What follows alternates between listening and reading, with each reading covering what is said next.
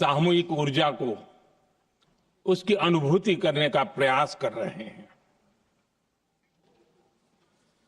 वंदे मातरम 150 वर्ष की यात्रा अनेक पड़ावों से गुजरी है, लेकिन आदरणीय अध्यक्ष जी, वंदे मातरम का जब 50 वर्ष हुए, देश गुलामी में जीने के लिए मजबूर था और वंदे मातरम के 100 साल हुए तब देश आपातकाल की जंजीरों में जकड़ा हुआ था।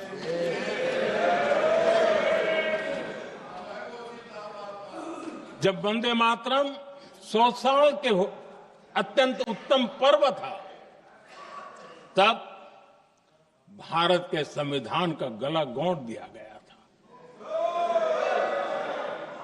जब वंदे मातरम 100 साल का हुआ, तब देशभक्ति के लिए जीने मरने वाले लोगों को जेल के सलाखों के पीछे बंद कर दिया गया था। जिस वंदे मातरम के गीत ने देश को आजादी की ऊर्जा दी थी, उसके जब 100 साल हुए तो दुर्भाग्य से एक काला कालखंड हमारे इतिहास में उजागर हो गया। हम लोकतंत्र के गिरोह में थे।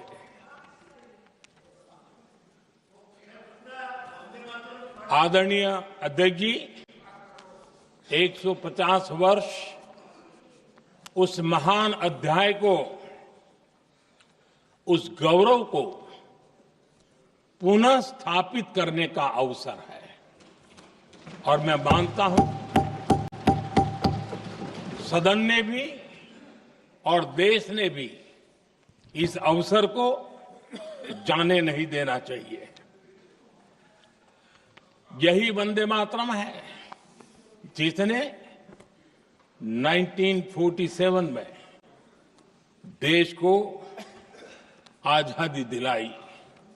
स्वतंत्रता संग्राम का भावात्मक नेतृत्व इस वंदे मातरम के जयघोष में था। आदरणीय अध्यक्ष जी, आपके समक्ष आज जब मैं वंदे मातरम 150 निमित्त चर्चा के लिए आरंभ करने खड़ा हुआ हूं, यहां कोई पक्ष प्रतिपक्ष नहीं है, क्योंकि हम सब यहां जो बैठे हैं एक्चुअली हमारे लिए रण स्वीकार करने का अवसर है कि जिस वंदे मातरम के कारण लक्षावधि लोग आजादी का आंदोलन चला रहे थे और उसी का परिणाम है कि आज हम सब यहां बैठे और इसलिए हम सभी सांसदों के लिए, हम सभी जनप्रतिनिधियों के लिए वंदे मातरम के रण स्वीकार करने का ये पावन पर्व है।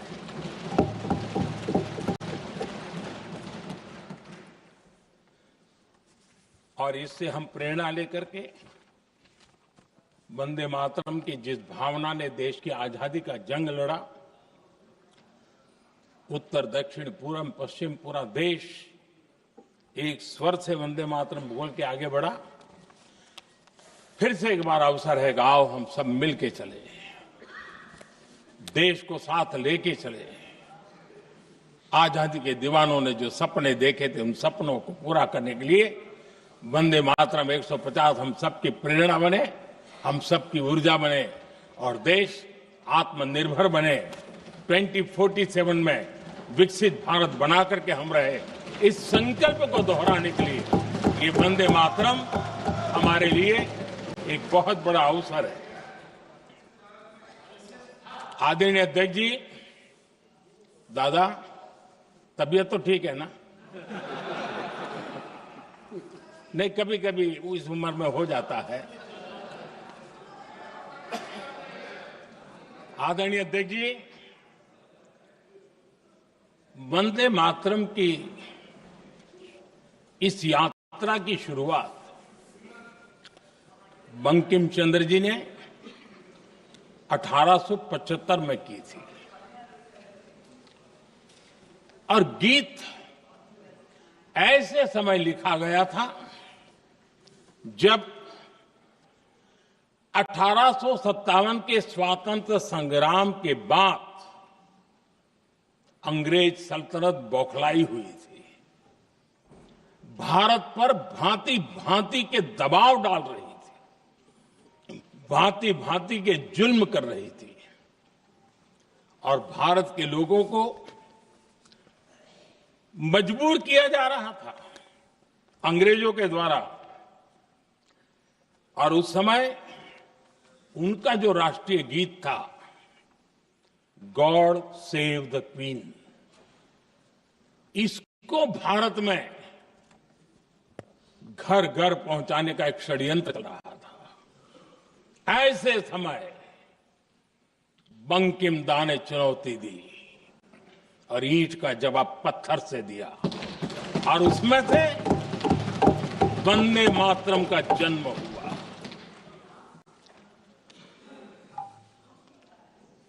इसके कुछ वर्ष बाद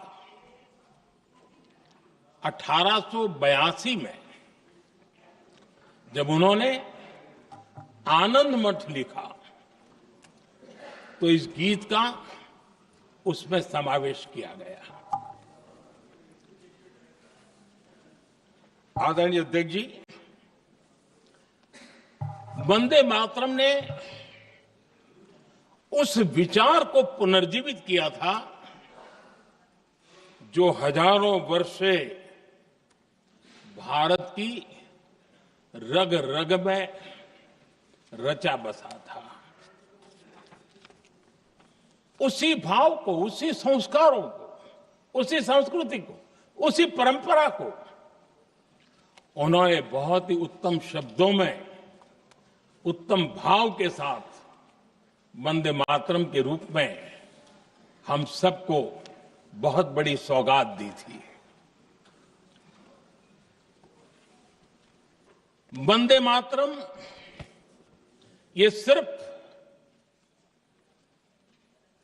केवल राजनीतिक आजादी की लड़ाई का मंत्र नहीं था।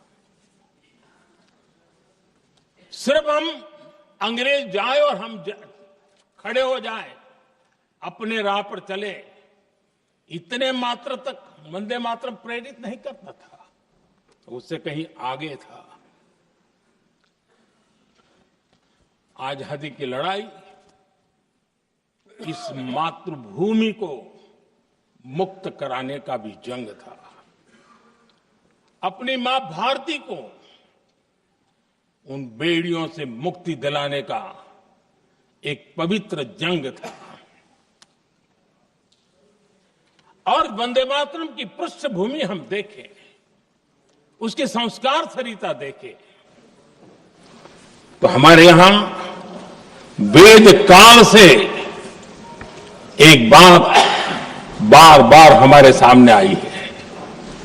जब वंदे मातरम कहते हैं तो वही वेद काल की बात हमें याद आती है। वेद काल से कहा गया है, माता भूमि ही पुत्रो अहम पृथिव्याः, अर्थात ये भूमि मेरी माता है और मैं पृथ्वी का पुत्र हूं। आदरणीय अध्यक्ष जी, यही वो विचार है जिसको प्रभु श्री राम ने भी लंका के वैभव को छोड़ते हुए कहा था, जननी जन्मभूमिश्च स्वर्गादपि गरीयसी।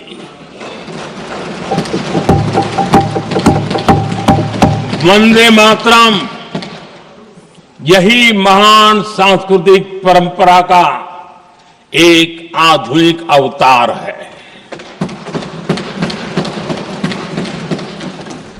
आदरणीय अध्यक्ष जी, बंकिम दा ने जब वंदे मातरम की रचना की तो स्वाभाविक ही वो स्वतंत्रता आंदोलन का स्वर बन गया। पूरब से पश्चिम, उत्तर से दक्षिण, वंदे मातरम हर भारतीय का संकल्प बन गया। इसलिए वंदे मातरम की स्तुति में लिखा गया था, मातृभूमि स्वतंत्रता की वेदिका पर मदोमय, मातृभूमि स्वतंत्रता की वेदिका पर मोदमय, स्वार्थ का बलिदान है यह शब्द है वंदे मातरम। है सजीवन मंत्र भी यह विश्व विजयी मंत्र भी, शक्ति का आह्वान है यह शब्द वंदे मातरम। उष्ण शोणित से लिखो, वक्षस्थली को चीरकर, वीर का अभिमान है यह शब्द वंदे मातरम। आदरणीय अध्यक्ष जी, कुछ दिन पूर्व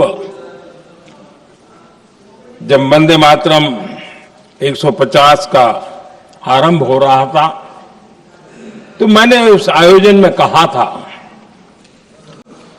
वंदे मातरम हजारों वर्ष की सांस्कृतिक ऊर्जा भी थी, उसमें आजादी का जज्बा भी था और आजाद भारत का विजन भी था।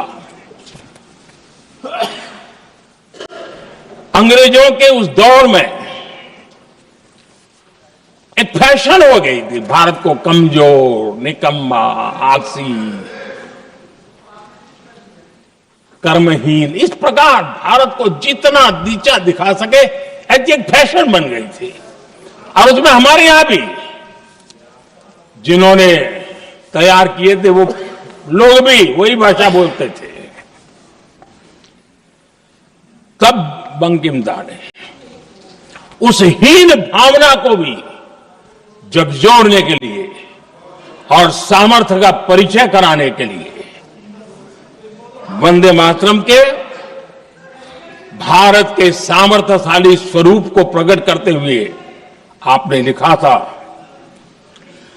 तम ही दुर्गा दश प्रहरण धारिणी, कमला कमल दल विहारिणी, वाणी विद्या दायिनी, नमामि त्वाम नमामि कमलाम, अमलाम अतुलाम, सुजलाम सुफलाम, मातरम वंदे मातरम। अर्थात भारत माता ज्ञान और समृद्धि की देवी भी है और दुश्मनों के सामने अस्त्र शस्त्र धारण करने वाली चंडी भी है। अध्यक्ष जी, ये शब्द, ये भाव, ये प्रेरणा गुलामी की हताशा में हम भारतीयों को हौसला देने वाले थे। इन वाक्यों ने तब करोड़ों देशवासियों को यह एहसास कराया कि लड़ाई किसी जमीन के टुकड़े के लिए नहीं है, ये लड़ाई सिर्फ सत्ता के सिंहासन को कब्जा करने के लिए नहीं है, ये गुलामी की बेड़ियों को मुक्त कर हजारों साल की महान जो परंपराएं थी, महान संस्कृति, जो गौरवपूर्ण इतिहास था, उसको फिर से पुनर्जन्म कराने का संकल्प इसमें था।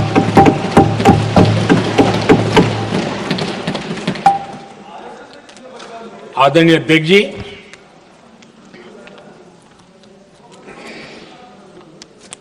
वंदे मातरम, इसका जो जन जन से जुड़ाव था,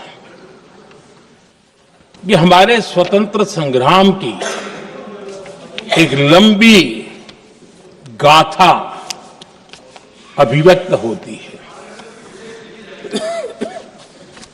आदरणीय अध्यक्ष जी, जब भी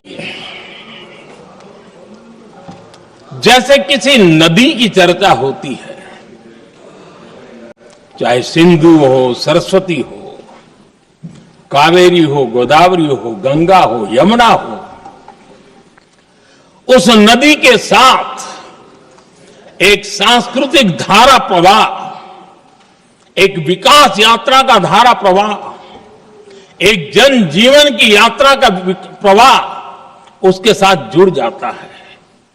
लेकिन क्या कभी किसी ने सोचा है कि आजादी जंग के हर पड़ाव, वो पूरी यात्रा वंदे मातरम की भावनाओं से गुजरता था, उसके तट पर पल्लवित होता था। ऐसा भाव काव्य शायद दुनिया में कहीं उपलब्ध नहीं होगा। आदरणीय अध्यक्ष जी,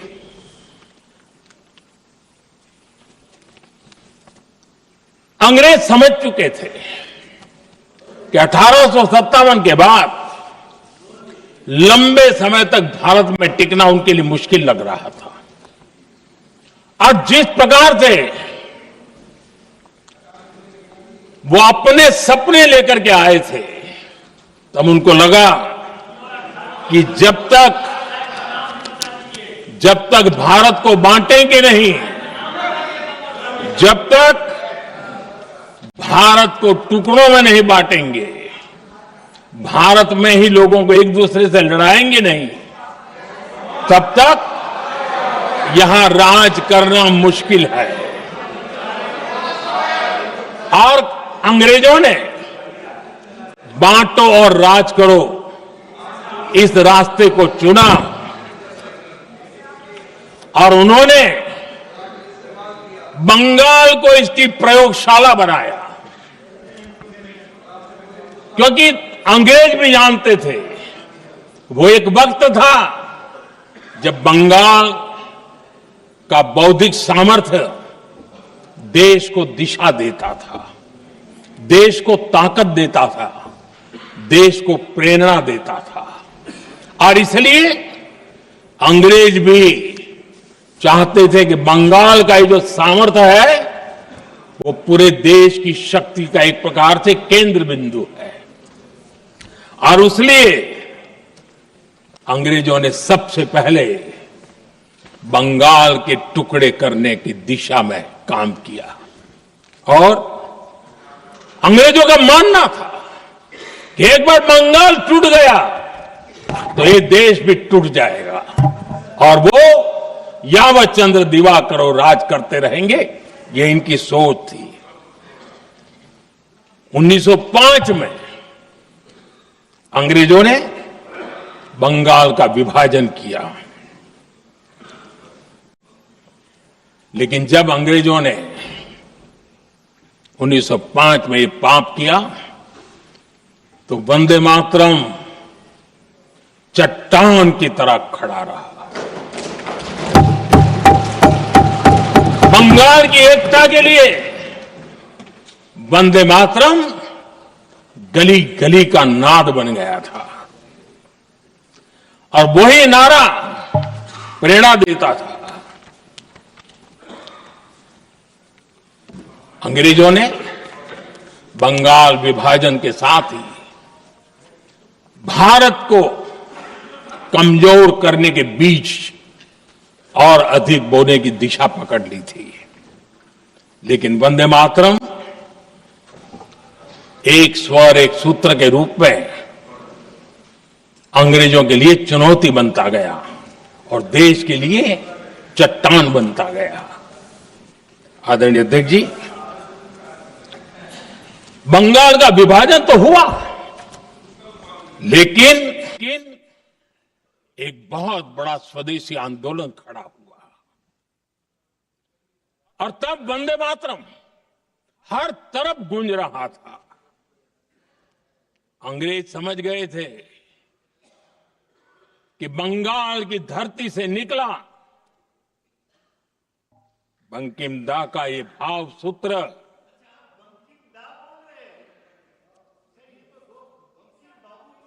बंकिम बाबू बोले। अच्छा, thank you, thank you, thank you, thank you, thank you. आपकी भावनाओं के लिए मैं आदर करता हूं। बंकिम बाबू ने थैंक यू दादा, थैंक यू। हाँ, आपको तो दादा कह सकता हूं ना, वरना उसमें भी आपको इतराज हो जाएगा। बंकिम बाबू ने ये जो भाव विश्व तैयार किया था, उनके भाव गीत के द्वारा उन्होंने अंग्रेजों को हिला दिया। और अंग्रेजों ने देखिए कितनी कमजोरी होगी और इस गीत की ताकत कितनी होगी। अंग्रेजों ने उसको कानूनी रूप से प्रतिबंध लगाने के लिए मजबूर होना पड़ा था। गाने पर सजा, छापने पर सजा, इतना ही नहीं, वंदे मातरम शब्द बोलने पर भी सजा। इतने कठोर कानून लागू कर दिए गए थे। हमारे देश की आजादी के आंदोलन में सैकड़ों महिलाओं ने नेतृत्व किया, लक्षावधि महिलाओं ने योगदान दिया। एक घटना का मैं जिक्र करना चाहता हूं। 22 साल में वंदे मातरम गाने पर सर्वाधिक जुल्म हुए थे। वो 22 साल आज भारत का हिस्सा नहीं रहा है।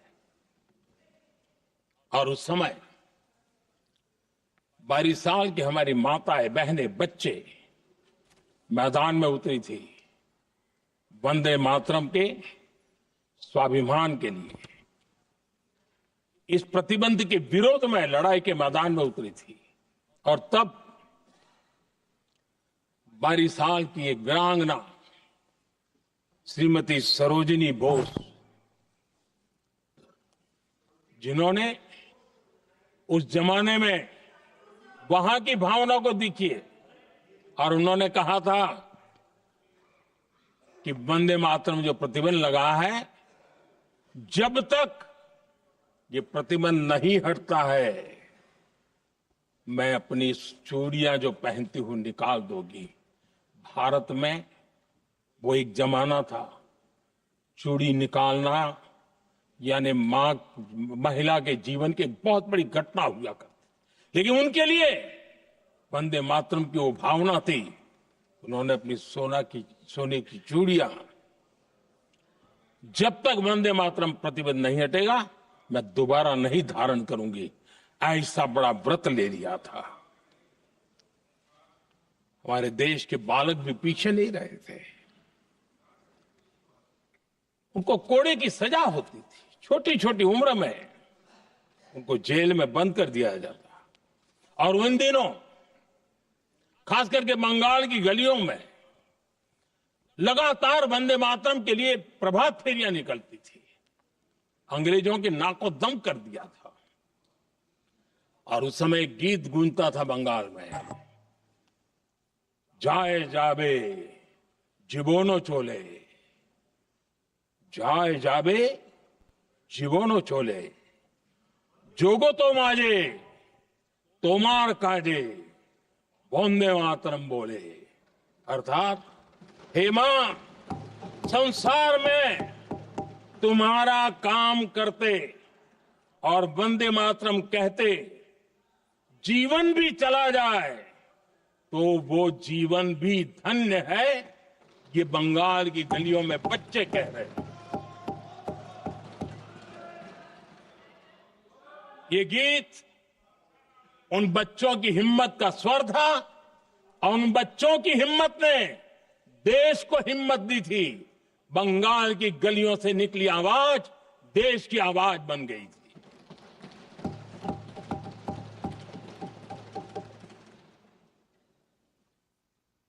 1905 में फरीदपुर के गांव में बहुत छोटी छोटी उम्र के बच्चे जब वंदे मातरम के नारे लगा रहे थे, अंग्रेजों ने बेरहमी से उन पर कोड़े मारे थे। यानी एक प्रकार से जीवन और मृत्यु के बीच लड़ाई लड़ने के लिए मजबूर कर दिया था। इतना अत्याचार हुआ था। 1906 में नागपुर में नील सिटी हाई स्कूल के उन बच्चों पर भी अंग्रेजों ने ऐसे ही जुल्म किए थे। गुनाह यही था कि वो एक स्वर से वंदे मातरम बोल करके खड़े हो गए थे। उन्हें वंदे मातरम के लिए मंत्र का महात्म्य अपनी ताकत से सिद्ध करने का प्रयास किया था। हमारे जांबाज सपूत बिना किसी डर के फांसी के तख्त पर चढ़ते थे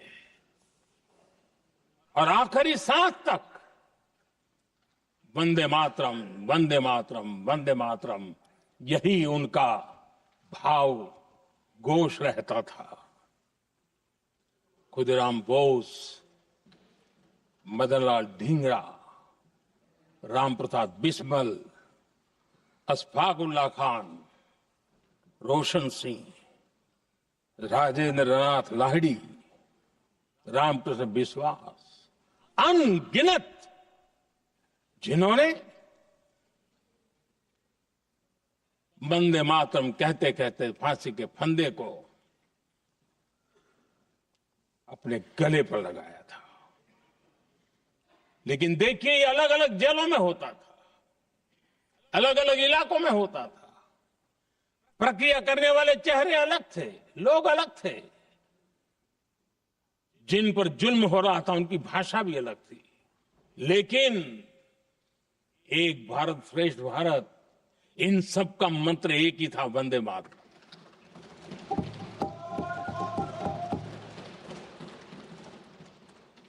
चटगांव की स्वराज क्रांति, जिन युवाओं ने अंग्रेजों को चुनौती दी, वे भी इतिहास के चमकते हुए नाम है। हरगोपाल बाल, पुलिन विकास घोष, त्रिपुर सेन, इन सब ने देश के लिए अपना बलिदान दिया। मास्टर सूर्यसेन को 1934 में जब फांसी दी गई, तब उन्होंने अपने साथियों को एक पत्र लिखा और पत्र में एक ही शब्द की गूंज थी और वो शब्द था वंदे मातरम।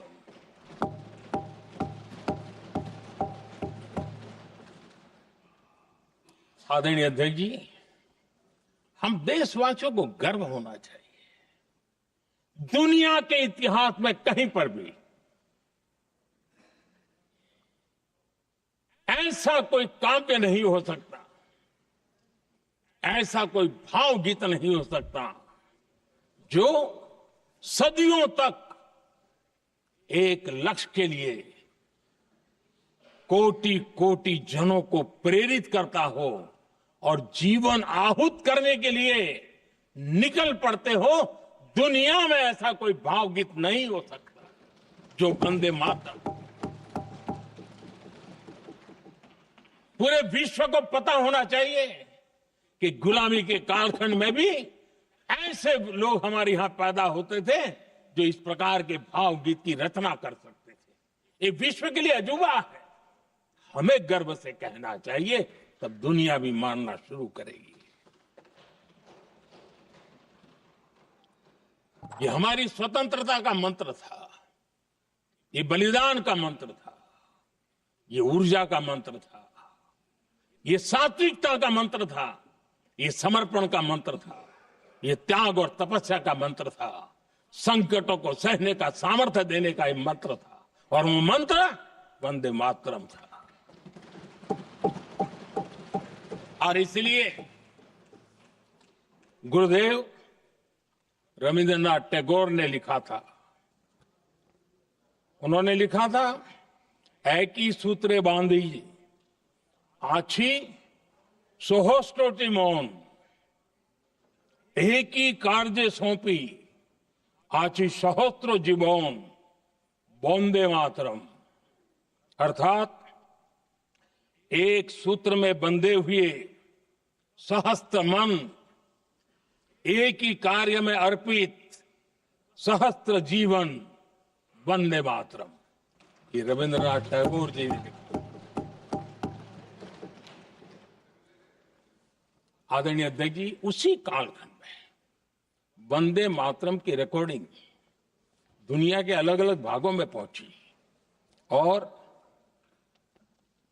लंदन में जो क्रांतिकारियों की एक प्रकार से तीर्थ भूमि बन गया था, वो लंदन का इंडिया हाउस, वीर सावरकर जी ने वहां वंदे मातरम गीत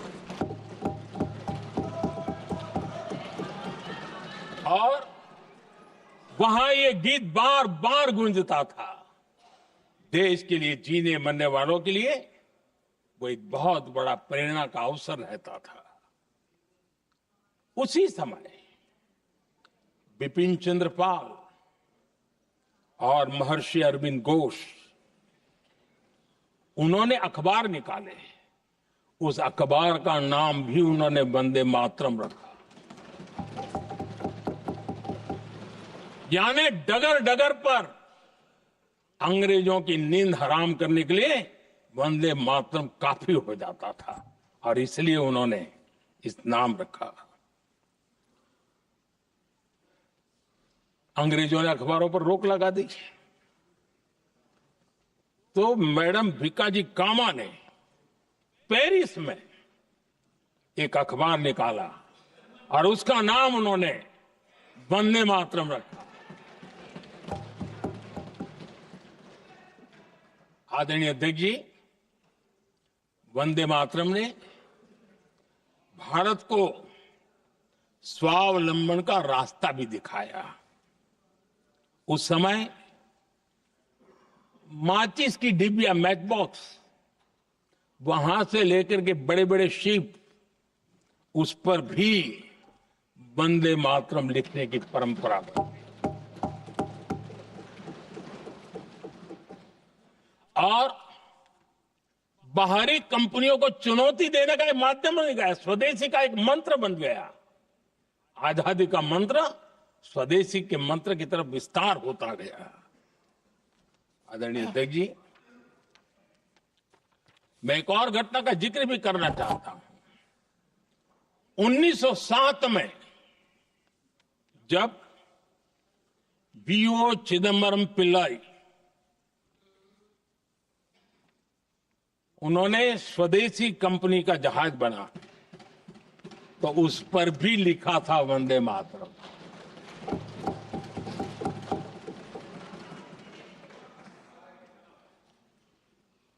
राष्ट्र कवि सुब्रमण्य भारती ने वंदे मातरम को तमिल में अनुवाद किया, स्तुति गीत लिखे। उनके कई तमिल देशभक्ति गीतों में वंदे मातरम की श्रद्धा साफ साफ नजर आती है।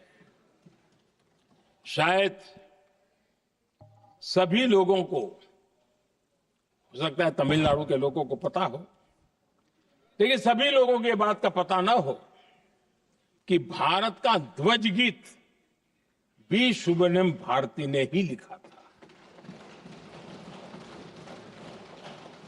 उस ध्वज गीत का वर्णन, जिस पर वंदे मातरम लिखा हुआ था, तमिल में इस ध्वज गीत का शीर्षक था ताइन माणी कोड़ी पारिन, ताळंदु पणिंदु पुल्हिंद्रु वारी। अर्थात देश प्रेमियों, दर्शन कर लो, सविनय अभिनंदन कर लो, मेरी मां की दिव्य ध्वजा का वंदन कर लो।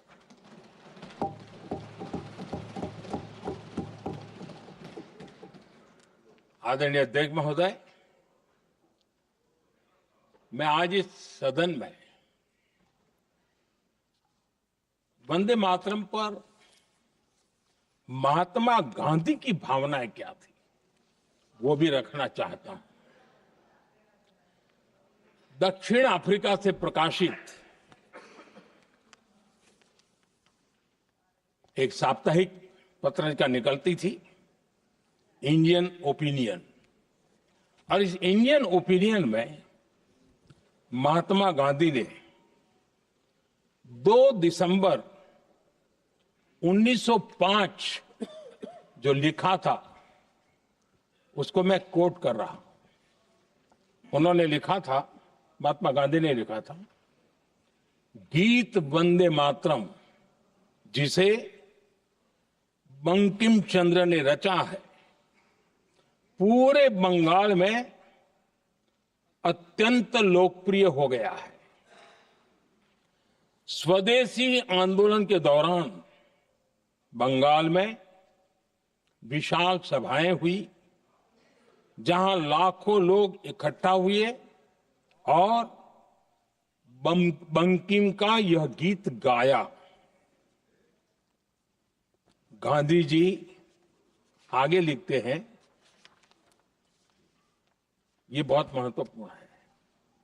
वो लिखते हैं, ये 1905 की बात है।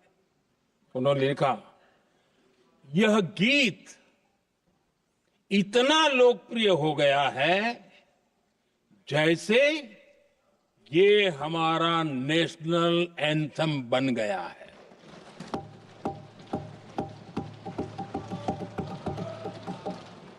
इसकी भावनाएं महान है और यह अन्य राष्ट्रों के गीतों से अधिक मधुर है। इसका एकमात्र उद्देश्य हम में देशभक्ति की भावना जगाना है। यह भारत को मां के रूप में देखता है और उसकी स्तुति करता है। अध्यक्ष जी, जो वंदे मातरम 1905 में महात्मा गांधी को नेशनल एंथम के रूप में दिखता था, देश के हर कोने में, हर व्यक्ति के जीवन में जो भी देश के लिए जीता जानता, देश के लिए जागता था, उन सब के लिए वंदे मातरम की ताकत बहुत बड़ी थी। वंदे मातरम इतना महान था, जिसकी भावना इतनी महान थी, तो फिर पिछली सदी में इसके साथ इतना बड़ा अन्याय क्यों हुआ?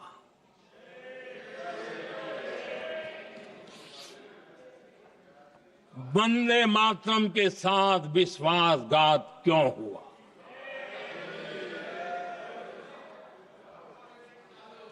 ये अन्याय क्यों हुआ?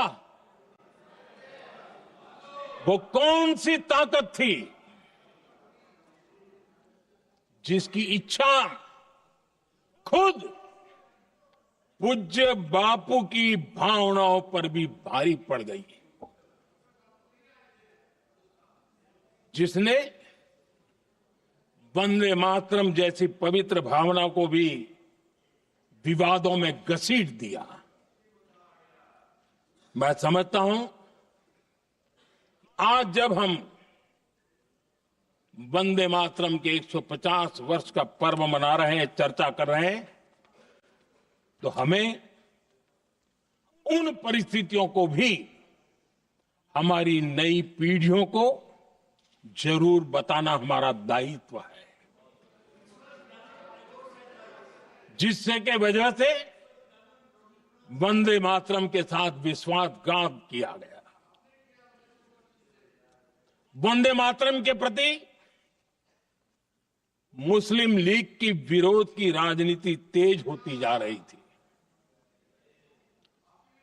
मोहम्मद अली जिन्ना ने लखनऊ से 15 अक्टूबर 1937 को वंदे मातरम के विरुद्ध का नारा बुलंद किया। फिर कांग्रेस के तत्कालीन अध्यक्ष जवाहरलाल नेहरू को अपना सिंहासन डोलता दिखा। बजाय कि नेहरू जी मुस्लिम लीग के आधारहीन बयानों को तगड़ा जवाब देते, करारा जवाब देते, मुस्लिम लीग के बयानों की निंदा करते,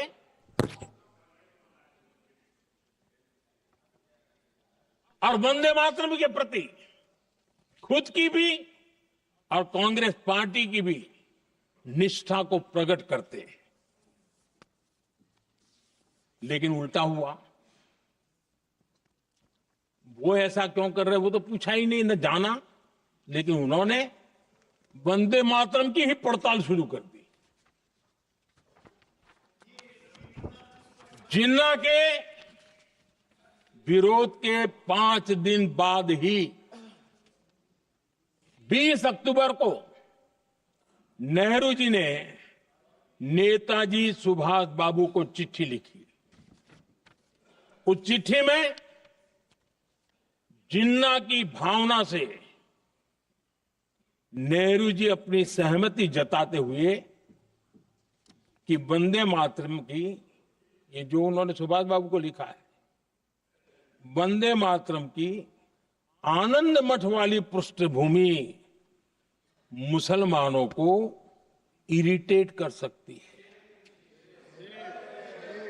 मैं नेहरू जी का कोट पढ़ता हूं। नेहरू जी कहते हैं, मैंने वंदे मातरम गीत का बैकग्राउंड पढ़ा है। नेहरू जी फिर लिखते हैं, मुझे लगता है कि ये जो बैकग्राउंड है इससे मुस्लिम भड़केंगे। साथियों, इसके बाद कांग्रेस की तरफ से बयान आया कि 26 अक्टूबर से कांग्रेस कार्य समिति की एक बैठक कोलकाता में होगी, जिसमें वंदे मातरम के उपयोग की समीक्षा की जाएगी। बंकिम बाबू का बंगाल, बंकिम बाबू का कोलकाता, और उसको चुना गया और वहां पर समीक्षा करना तय किया। पूरा देश हतप्रभ था, पूरा देश हैरान था। पूरे देश में देशभक्तों ने इस प्रस्ताव के विरोध में देश के कोने कोने में प्रभात फेरियां निकाली, वंदे मातरम गीत गाया। लेकिन देश का दुर्भाग्य कि 26 अक्टूबर को कांग्रेस ने वंदे मातरम पर समझौता कर लिया।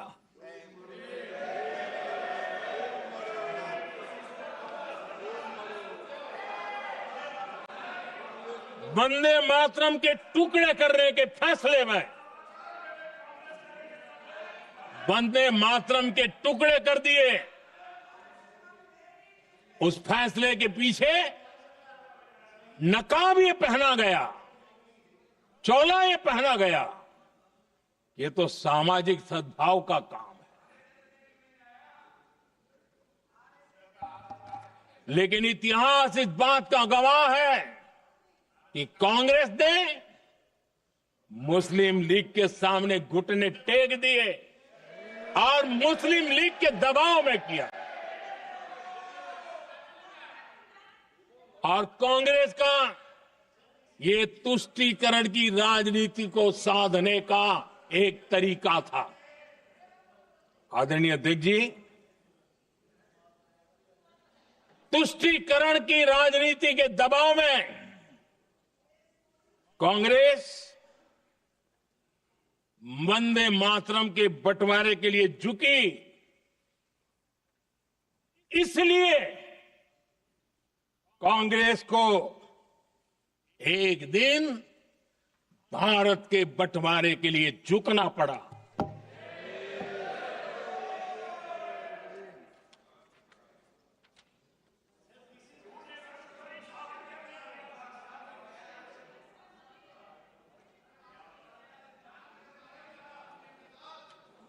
मुझे लगता है कांग्रेस ने आउटसोर्स कर दिया है।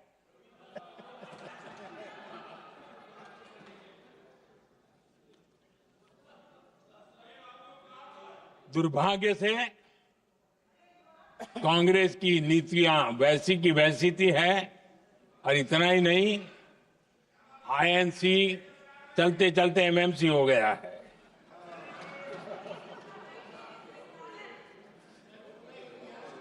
आज भी कांग्रेस और उसके साथी और जिन जिन के नाम साथ कांग्रेस जुड़ा हुआ है, सब वंदे मातरम पर विवाद खड़ा करने की कोशिश करते हैं। आदरणीय अध्यक्ष महोदय, किसी भी राष्ट्र का चरित्र, उसकी जीवटता, उसके अच्छे कालखंड से ज्यादा जब चुनौतियों का कालखंड होता है, जब संकटों का कालखंड होता है, तब प्रकट होती है, उजागर होती है और सच्चे अर्थ में कसौटी से कसी जाती है। जब कसौटी का काल आता है, तब ही ये सिद्ध होता है कि हम कितने दृढ़ हैं, कितने सशक्त हैं, कितने सामर्थ्यवान हैं। 1947 में देश आजाद होने के बाद देश की चुनौतियां बदली, देश की प्राथमिकताएं बदली, लेकिन देश का चरित्र, देश की जीवटता वही रही, वही प्रेरणा मिलती रही। भारत पर जब जब संकट आए, देश हर बार वंदे मातरम की भावना के साथ आगे बढ़ा।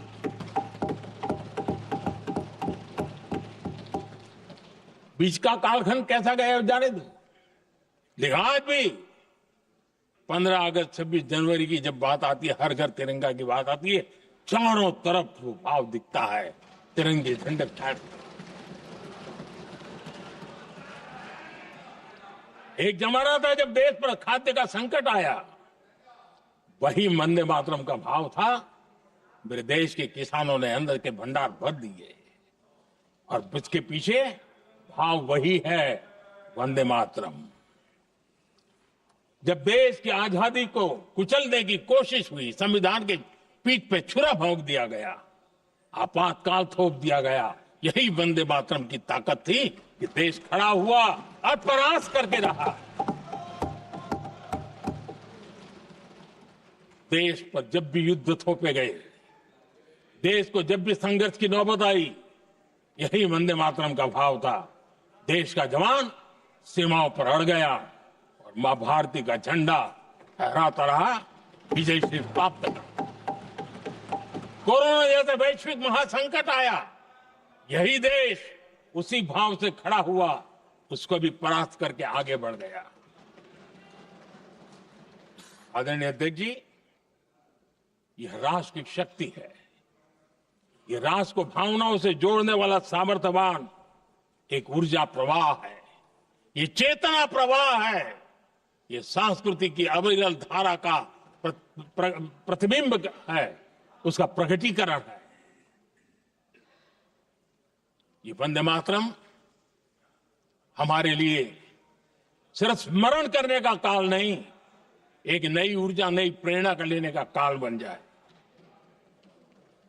और हम उसके लिए प्रति समर्पित होते चले। और मैंने पहले कहा, हम लोगों पर तो कर्ज है वंदे मातरम का।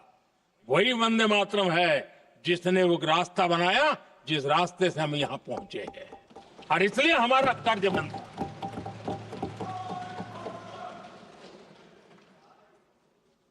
भारत हर चुनौतियों को पार करने में सामर्थ्य है। वंदे मातरम के भाव की वो ताकत है। वंदे मातरम ये सिर्फ गीत या भावगीत नहीं, ये हमारे लिए प्रेरणा है, राष्ट्र के प्रति कर्तव्यों के लिए हमें झकझोरने वाला काम है, और इसलिए हमें निरंतर इसको करते रहना होगा। हम आत्मनिर्भर भारत का सपना लेकर के चल रहे हैं, इसको पूरा कर रहा है। वंदे मातरम हमारी प्रेरणा है। हम स्वदेशी आंदोलन को ताकत देना चाहते हैं, समय बदला होगा, रूप बदले होंगे, लेकिन पूज्य गांधी ने जो भाव व्यक्त किया था उस भाव की ताकत आज भी मौजूद है और वंदे मातरम हमें जोड़ता है। देश के महापुरुषों का सपना था स्वतंत्र भारत का। देश की आज की पीढ़ी का सपना है समृद्ध भारत का।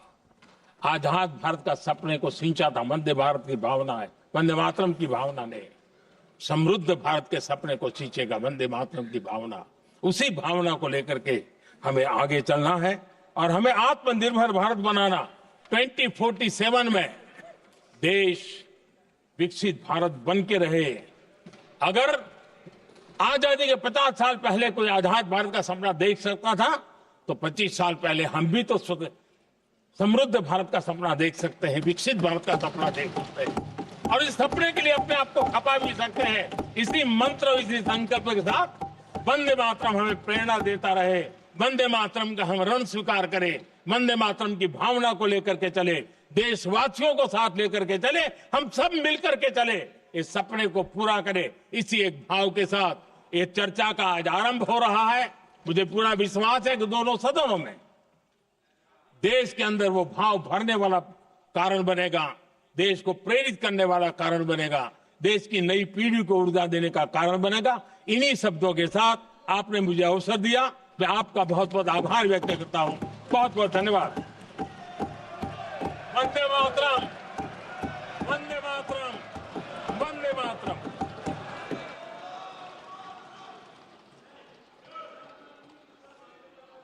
श्री गौरव गोगोई।